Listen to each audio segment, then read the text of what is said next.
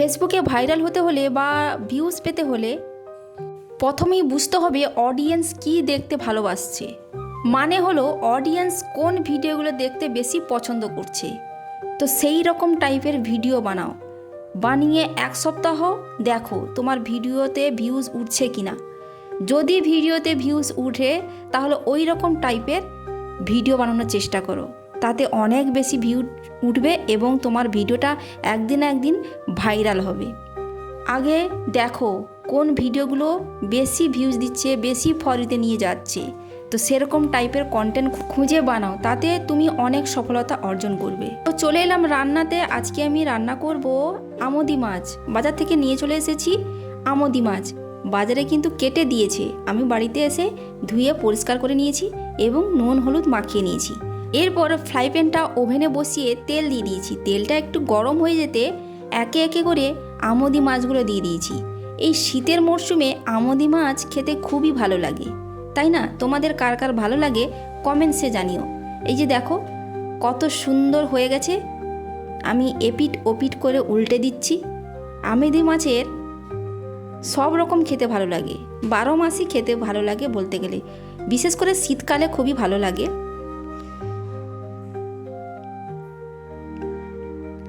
তো মাছগুলো আমার উল্টানো হয়ে গেছে, দেখতেই পাচ্ছ একটু লাল লাল করে ভাজা করছি যাতে খেতে ভালো লাগে।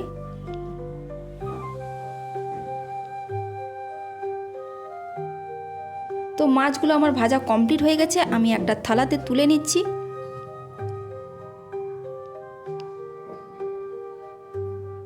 এরপর ওই ফ্রাই প্যানে আমি 5 ফোড়ন দিয়ে দিলাম।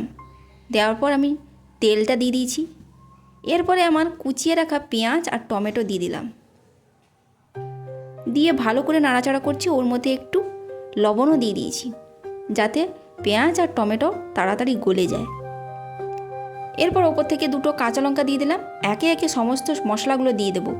প্রথমে লবণ দিয়েছি, হলুদ গুঁড়ো দিয়েছি, শুকনো লঙ্কার গুঁড়ো দিয়েছি, জিরে গুঁড়ো দিয়েছি, এরপরে ধনিয়া গুঁড়ো দিয়ে দিলাম, দিয়ে ভালো করে নাড়াচাড়া করব।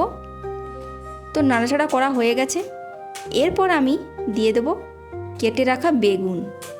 তো বেগুনটাকে দিয়ে ভালো করে নাড়াচাড়া করছি। তো নাড়াচাড়া কমপ্লিট হয়ে গেছে। এরপর আমি ওপর থেকে জল দিয়ে দিচ্ছি। জল দিয়ে ভালো করে আবার খুন্তি দিয়ে নাড়াচাড়া করছি। একটু ফুটে উঠলে আমি একে একে মাছগুলো দিয়ে দিলাম। আমোদি মাছ কিন্তু শুধু বেশি করে কাঁচা লঙ্কা পেঁয়াজ দিয়ে রান্না করলে মাখো মাখো করলেও হেভি লাগে। আমি একটু বেগুন দিয়েছি কারণ বরমশাই একটু বেগুন খেতে ভালোবাসে তাই। তো মাছটা রান্না প্রায় হয়ে এসেছে। তোমাদের ভিডিওটা যদি ভালো লাগে একটা লাইক কমেন্টস